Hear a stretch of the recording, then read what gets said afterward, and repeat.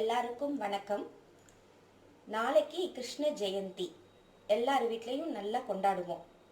கிருஷ்ண ஜெயந்தி அன்னைக்கு என்ன பண்ணுவோம்னா, நம்ம கிருஷ்ணரோட பாதங்களை வரைஞ்சு வீட்டுக்குள்ள அழகா வரைஞ்சு கிருஷ்ணரை நம்ம வீட்டுக்குள்ள கூப்பிட்டு அவருக்கு லட்டு, அவல், சீடை இந்த மாதிரி பலகாரங்கள்லாம் வைத்து ஒரு குழந்தைய கொண்டாடுறது போல அவ்வளோ அழகா கொண்டாடி நாம அவருக்கு சுவாமி கும்பிடுவோம்.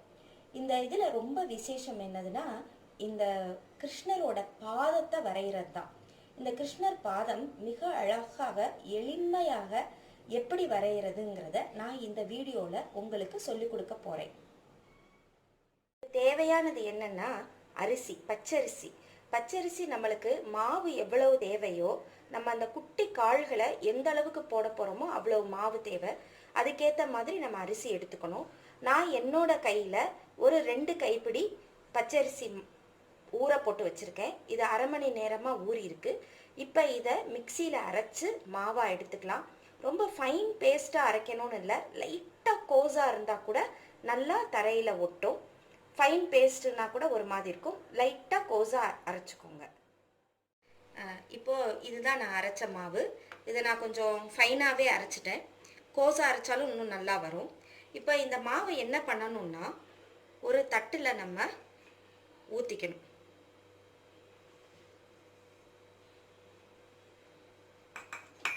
தட்டில் ஊற்றி வச்சிட்டிங்களா? தட்டில் நம்ம ஊற்றிக்கணும். ஊற்றின பிறகு நம்ம வலது பாதத்துக்கு நம்ம வலது கை விரலை, இந்த ஃபிஸ்ட்டு, அதை நல்லா சுருட்டி வச்சுக்கணும். நல்லா மூடி வச்சுட்டு அதை அப்படியேவும் அந்த மாவில் விட்டு அழுத்தி எடுக்கணும். அழுத்தி ஒத்தி எடுத்துட்டு அதை அப்படியே நம்ம தரையில் அழுத்தி வைக்கணும். அழுத்தி வச்சுட்டு, இது பாதம் எவ்வளோ அழகாக விழுந்திருக்கு பார்த்தீங்களா அந்த பாதம். இந்த பாதத்தில் இப்போது நம்ம விரல் வைக்க போகிறோம். பாருங்க, எவ்வளோ ஒரு குழந்தையோட பாதம் மாதிரி அவ்வளோ அழகாக இருக்குது. இப்போ இடது பக்க பாதத்துக்கு நம்ம வைக்க போகிறோம். இடது பக்கம் நல்லா கை விரல்களை சுருட்டிட்டு இடது பக்க பாதத்தை நம்ம வைக்க போகிறோம். பாருங்கள், இவ்வளோ அழகாக இருக்குது. இதில் இந்த விரலை நம்ம வைக்க போகிறோம். ஒரு குழந்தை பாருங்கள் நடக்கிற மாதிரி வலது கை, வலது பாதமோ இடது பாதமோ மாறி மாறி இதே மாதிரி நம்ம வச்சா ரொம்ப அழகாக இருக்கும். ஒரு குழந்தை நிஜமாவே நடந்து போன மாதிரி இருக்கும். இந்த மாதிரி ரொம்ப ஈஸியாக வைக்கலாம். இன்னொன்று, இந்த மாதிரி டார்க் கலர் சர்ஃபேஸில் நம்ம இந்த மாவை அப்படியே நம்ம யூஸ் பண்ணலாம். சில சமயம் நம்ம வீடுங்களில் லைட் கலர் டைல்ஸ் ஒட்டியிருப்பாங்க, ஒயிட்டு, சாண்டல் கலர் இந்த மாதிரி இருக்கிறப்போ இந்த பாதம் இப்படி வரைஞ்சோன்னா எடுபடாது. அப்போது பளிச்சுன்னு தெரியணும்னா என்ன பண்ணணும்னா, ஒன்று மஞ்சள் தூளை போட்டுக்கணும். இல்லாவிட்டால் அதை என்ன செய்யணும்னா, அதில் ஒரு கேசரி பவுடரை லைட்டாக ஆட் பண்ணிக்கணும். அப்படி ஆட் பண்ணிக்கிட்டோம்னா அதில் அந்த கலர் அழகாக விழுகும். அந்த கலரில் போட்டோம்னா இன்னும் ரொம்ப அழகாக இருக்கும். இதில் கொஞ்சம் கேசரி பவுடரை போட்டிருக்கேன். போட்டு நல்லா கலக்கிட்டோன்னா நல்ல ஆரஞ்சு கலர் நம்மளுக்கு கிடச்சிரும்.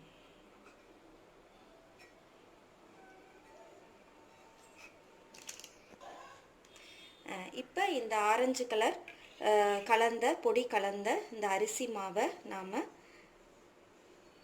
தட்டில் ஊற்றிக்கலாம். ஊற்றிட்டு முன்னாடி சொன்ன மாதிரி அதே மாதிரி நாம் இப்போது செய்யணும். இப்போது இந்த மாவை வச்சு, கலர் சேர்த்த இந்த மாவை வச்சு நாம் பாதங்களை வரைய போகிறோம். வலது பாதத்துக்கு வலது கையை இந்த மாதிரி மூணிட்டு இப்படி பதிச்சோன்னா ரொம்ப அழகாக வரும். இதில் நம்ம அந்த விரல்களை அழகாக ஒரே இதில் போட்டுடலாம். எவ்வளோ அழகு பாருங்கள் இந்த பாதம். அடுத்து இடது கைக்கு இடது முஷ்டியை நல்லா சுருட்டிக்கணும். சுருட்டிட்டு இடது கை நல்லா பதிச்சோன்னா இதில் இடது கை இதில் நம்ம விரல்களை அழகாக வைக்கலாம். எவ்வளோ அழகாக இருக்குது பார்த்தீங்களா இந்த பாதம். இந்த வலது பாதத்தையும் இடது பாதத்தையும் வைக்கிறப்போ ஒரு குறிப்பிட்ட டிஸ்டன்ஸில் அப்படி வச்சிங்கன்னா ஒரு குழந்தை நிஜமாவே நடந்து போகிற மாதிரி இருக்கும். நான் இப்போது எங்கள் வீட்டில் போட்ட இதை உங்களுக்கு காமிக்கிறேன். இன்னொன்று, சப்போஸ் இந்த அரிசியை ஊற போட நேரம் இல்லை, நான் ஆஃபீஸ் போயிட்டு வந்தேன், லேட்டாக வந்துட்டேன், இனி அரை மணி நேரம் ஊற போட்டு அரைக்க முடியாதுன்னு சொல்கிறவங்க ஏதாவது அரிசி மாவை நீங்கள் கடையில் விற்கிற அரிசி மாவை வாங்கி கூட கலந்து இதை மாதிரி பண்ணலாம். அரிசியை ஊற போட்டு தான் அதை அரைச்சி பண்ணணுங்கிற அவசியம் இல்லை. அரிசி மாவு, இந்த இடியாப்ப மாவு, கொழுக்கட்டை மாவெல்லாம் விற்கும், அதெல்லாம் கொஞ்சம் கோஸ் பவுடராக இருக்கும், ரொம்ப நைஸாக இல்லாமல் இருக்கும். அந்த மாதிரி பவுடரை வாங்கி நம்ம ரெடிமேடாக அப்படியே மிக்ஸ் பண்ணி இந்த மாதிரி கிருஷ்ணர் பாதம் வரையலாம். இது எங்கள் வீட்டில் நான் போட்டது white tiles, light colour tiles. அதில் நான் கேசரி பவுடரை கலந்து கிருஷ்ணர் பாதம் வரைஞ்சிருக்கேன். எவ்வளோ அழகாக கிருஷ்ணர் வீட்டுக்குள்ளே வர்ற மாதிரி இருக்குது பார்த்தீங்களா? ரொம்ப அழகாக இருக்கும். இந்த மெத்தடில் போட்டிங்கன்னா ரொம்ப ஈஸியும் கூட. முதல் தடவையே வரணும்னு நீங்கள் எதிர்பார்க்காதீங்க. நல்ல அந்த ஃபிஸ்ட்டு, அந்த விரல்களை நீங்கள் மடிக்கிற விதத்தில் தான் இந்த அழகான பாதம் விழுகிறத பொறுத்து இருக்குது.